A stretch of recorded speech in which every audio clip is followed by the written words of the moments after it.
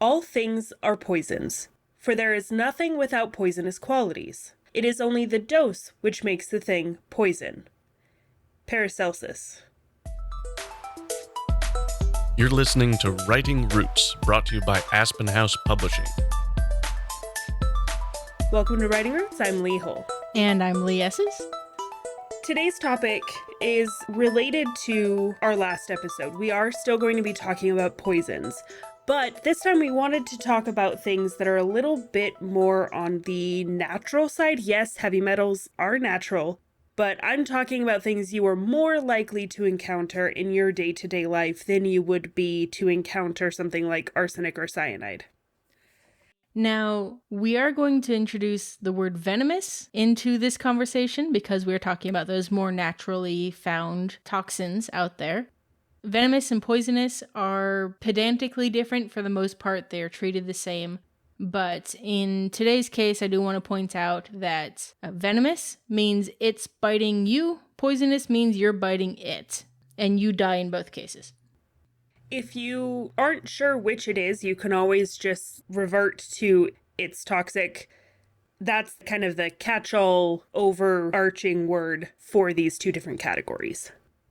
One of the reasons that we wanted to have this episode be separated from the last one is there are a lot more modern applications for the heavy metal poisons, and a lot more of the natural venoms and toxins are more in the fantasy realm. I know a lot of our listeners are fantasy authors, and so this is going to be a little bit more of your vibe.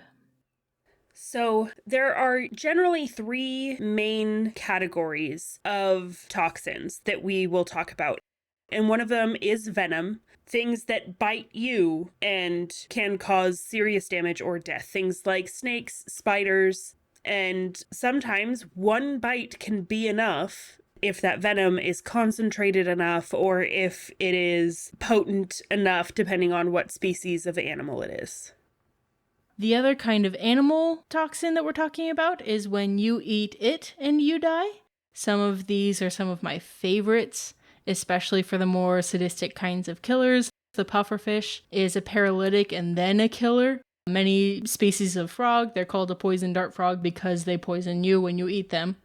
A lethal dose of a pufferfish toxin is smaller than the head of a pin, so you can really do some damage with very little actual physical space taken up. The final category that we're going to be talking about today are your plants. These are going to be poisonous. You'll have very common things like oleander or belladonna and a lot of mushrooms. This is really when the dose makes the poison comes into play, because so many plants in history are also used medicinally. So, as far as the manner of death, how it actually kills you, generally speaking, organ failure is going to be your main culprit. If it's a venom or a toxin or a poison, they will all get into your system and make things not work right. The slower the toxin is, so that could be over the course of like hours, days, or even weeks. However long that takes is based on dosage again, but it will shut down your body at different speeds. The symptoms will vary depending on what it is, especially if you're talking poisonous versus venomous. When it comes to something like pufferfish, that poison will cause numbness and paralysis, like Lee mentioned. But a snake bite is going to cause a lot of redness and swelling, blisters near the bite, before it circulates through the system. Something like oleander is a very common poison and very accessible poison that has a lot of the symptoms of heavy metal poisons we were talking about last episode. The nausea, the vomiting, diarrhea, numbness in some cases, that kind of thing. Unlike the heavy metals we talked about in last episode, where it can take a long time for the symptoms to really kick in, especially since they were often used in smaller doses over time, the toxins that we're talking about today act much faster. Even in smaller doses, so long as it's at that poisonous dose amount, it can cause problems really fast. Someone who is experiencing pufferfish poisoning can start to experience symptoms in like 20 minutes, and then within 6 hours, they're dead. It is a very fast turnaround, especially compared to last episode. A bite from a common cobra can be rapidly fatal, possibly as early as 60 minutes. This is something you will have to research, decide the type of snake that you're going to use, because the time will vary depending on the kind of venom. But there's a reason why you want to get to emergency services really quickly so you can get some antivenom. Spiders are a lot like that. Of course, everything is much scarier in Australia. The Sydney funnel web spider, at least the fastest I found, takes as little as 15 minutes between bite and corpse. Deciding which one is best for your story really depends on the personality of the killer. What kind of person would choose which option? What do they have access to, and what will work best for their motivations? In looking up how people have died from these things historically, I found they fell kind of into two categories, either the incredibly dumb or the incredibly sophisticated. It's just a small part of the pufferfish, but if you're bad at carving it up, those toxins can completely destroy the dish. So that's one way that you're just bad at this and you accidentally kill people that way.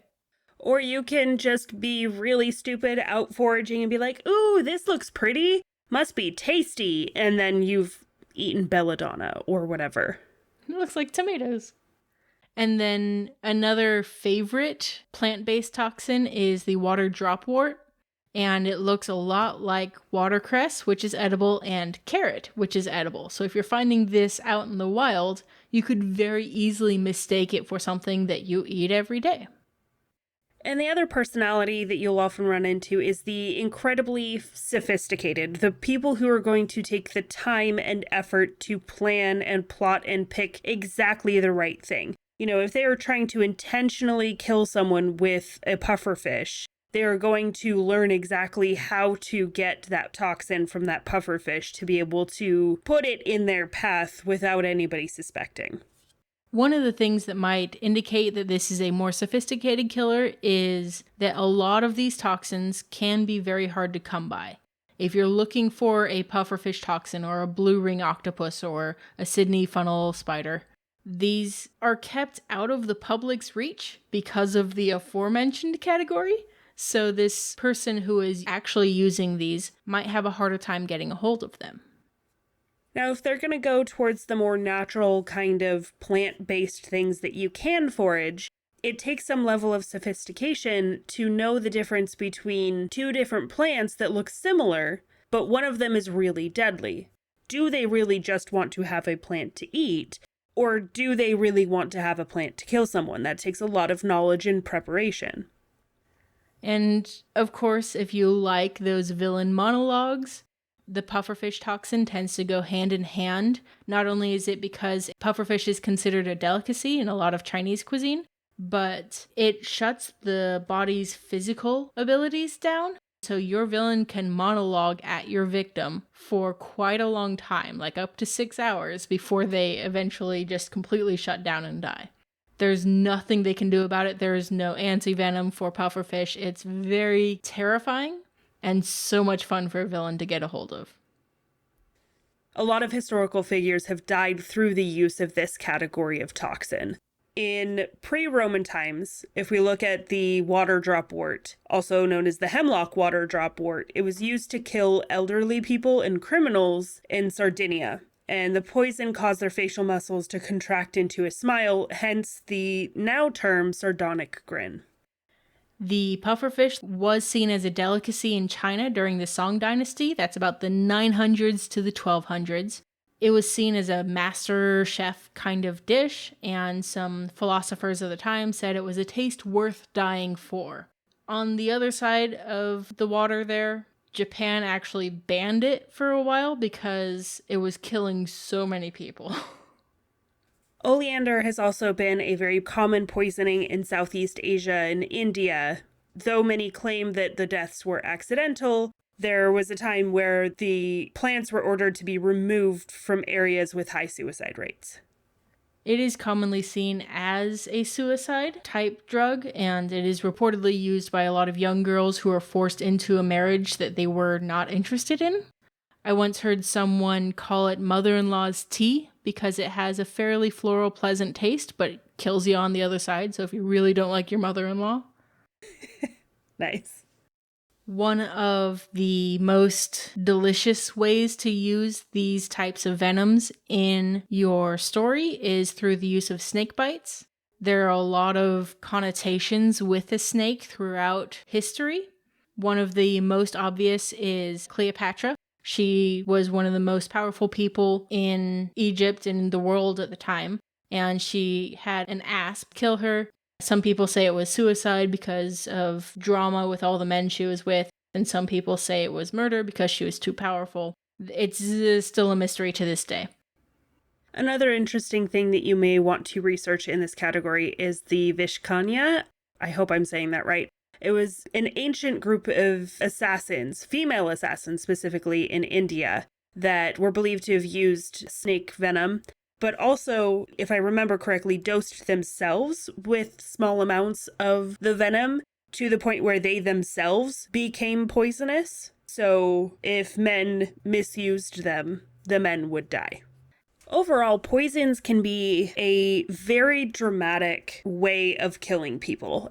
We encourage you to really do your research with this. Pick a specific poison and look at exactly what it does, how it works, and decide if that poison is the best one to use in your story, because it can be a very dramatic and very interesting way to kill a character. Really lean into that drama and write selfishly.